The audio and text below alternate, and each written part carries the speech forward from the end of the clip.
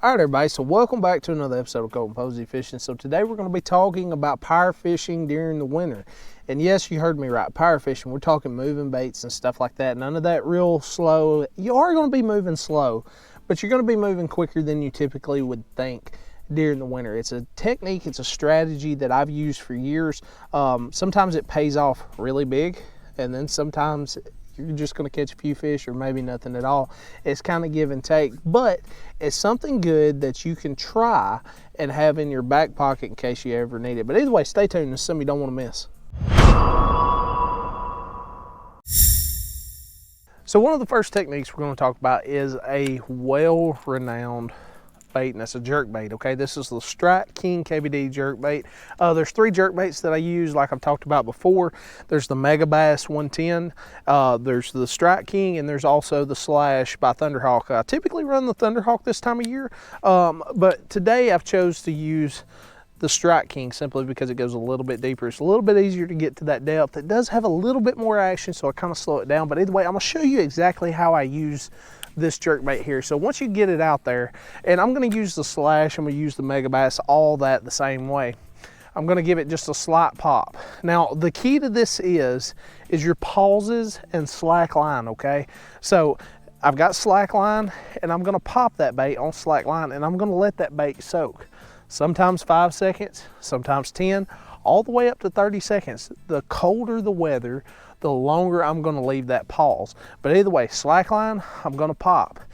If those fish are positioned kind of deep, I'm typically, if I throw that bait out there, I'm going to make about 10 cranks on the reel handle, let that bait get down there after I casted it real far, and then start working that bait just like that, giving it those slight pops. But the slack line, it gives the bait a little bit more action, but it's more of a natural action, okay? Because I'm not working it super fast exactly like I would, you know, during the spring or summer or fall or anything like that. But those are three jerk baits that I use this time of year. That specific technique right there, pretty much the entire time until those water temperatures get up past 63, 65 degrees, somewhere in there, and then I'll start, you know, shortening everything up, making stuff move a little bit faster, a little bit more aggressive, but don't forget about the jerk bait. All right, so the next one we're going to talk about is a crankbait. So super simple crankbait. Now, there's a couple different crankbaits that I prefer to use. Use whatever stuff you like to use. It's really the technique that's the most important today. But either way, this is the flat-sided Strike King KVD 1.5, and this bait really shines when that water temperature is cold because it's flat on both sides. It's got a really tight wiggle. It goes through covering stuff really well, like the rock crawler, the money badger, any of that stuff. I swap between the three.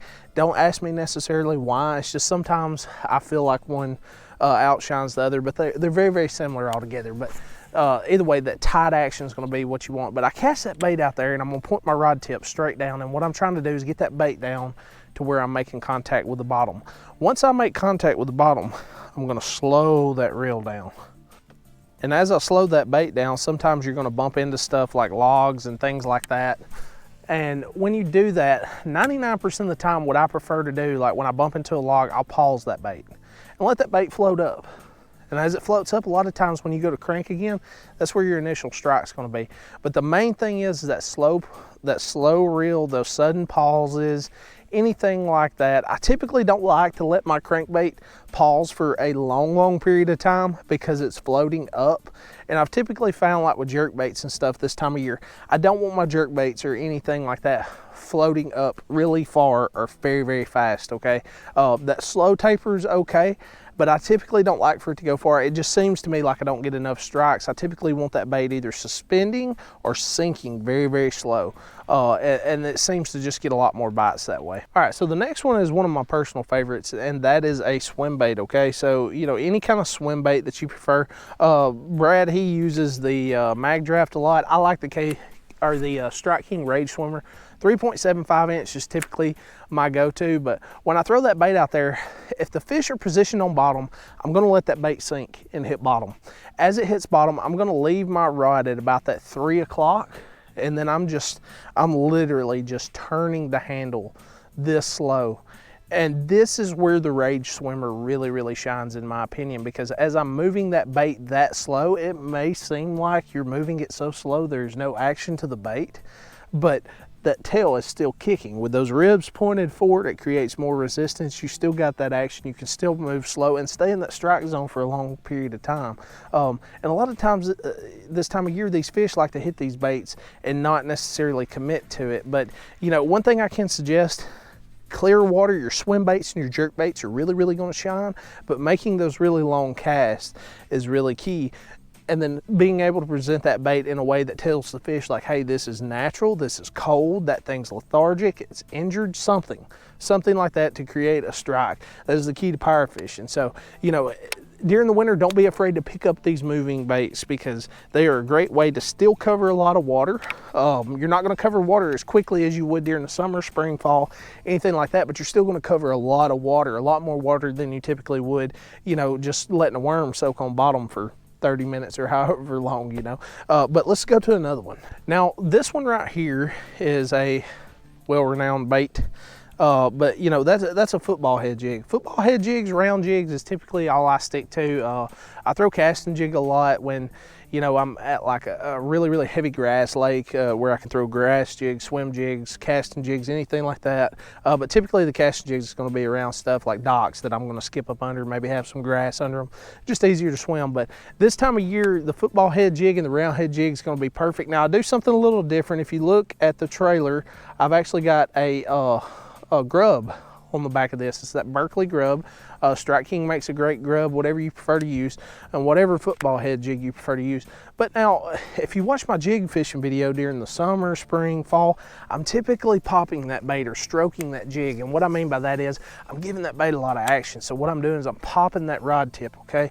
I'm making that bait act real erratic, kind of like a crawfish hopping up off bottom. This time of year is completely different. It's how I caught that 6-pounder today. I let that bait hit bottom, and I'm gonna pull that jig just like that, okay? And as I pull that jig, I'm gonna reel at the same time, super slow. Now I am using a 7:3 to 1 gear ratio. So, you know, I am taking up a lot of line, 7'3" rod, so I'm taking up a lot of line at the same time. But I'm pulling that jig, and what it's doing is it's ticking the bottom. I'm targeting those bigger fish that are hanging around the bottom, trying to feed on crawfish. A crawfish is a super easy meal for the fish to eat this time of year. Clear water, I'm going with green pumpkin. Muddy water, I'm going with that black and blue or something like that, that real bright red, something that I can use to get in and out there. But now, the jigs that I prefer to use, I like throwing 3/8 ounce, okay? That's one of the biggest key features to me, I think, is that 3/8 ounce, because it's kind of like an all-around bait. I'm going to be catching, you know, smaller fish. I caught a little spotted bass right over there in that area. I caught the 6-pounder over there. I mean, you're going to catch stuff kind of in between. But crawling that bait across the bottom, you're going to trigger a lot more strikes and find fish that may not necessarily be super aggressive, but are aggressive enough that they want to eat something. All right, so now I'm going to give you 2 finesse baits that I really like to run this time of year. Now, I would give you a third one, but I still haven't ordered any. I just hadn't.